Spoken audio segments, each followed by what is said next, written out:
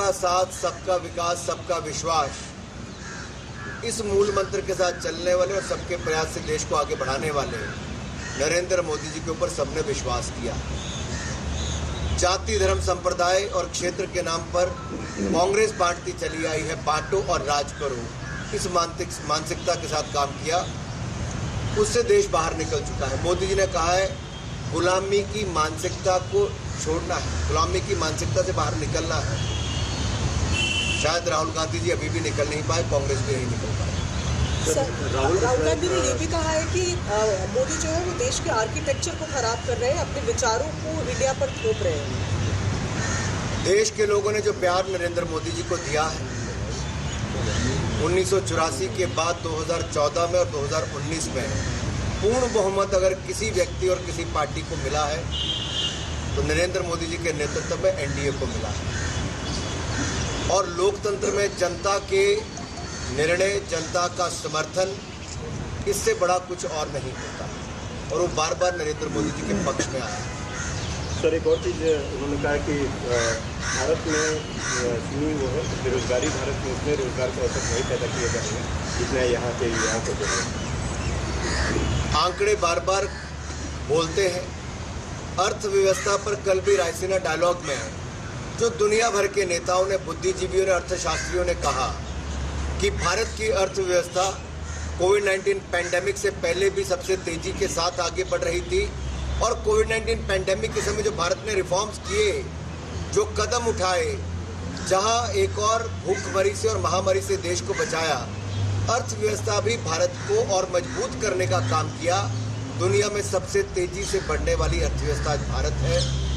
और 7% की ग्रोथ ये अपने आप में बहुत कुछ कहती है मेजर इकोनॉमीज में कि भारत के बढ़ते कदम आज दुनिया उसको सराह रही है।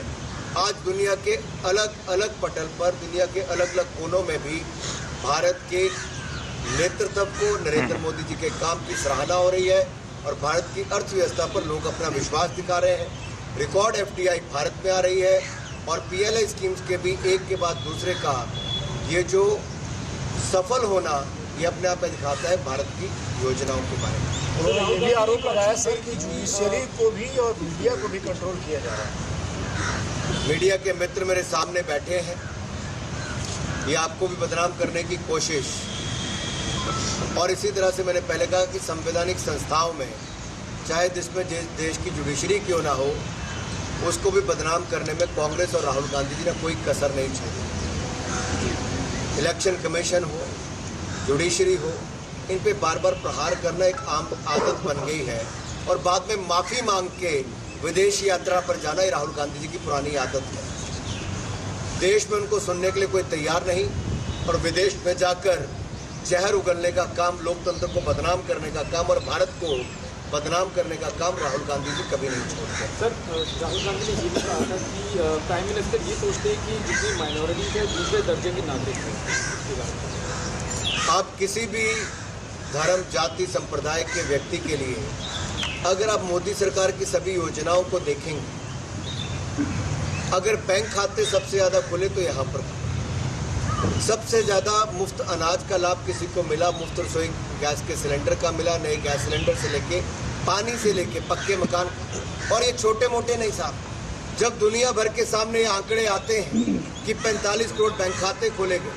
9 करोड़ 60 लाख बहनों को रसोई गैस के सिलेंडर दिए गए, 3.5 करोड़ पक्के मकान बनाकर दिए गए, 6 करोड़ घरों को नल से जल देने का काम किया गया, 80 करोड़ लोगों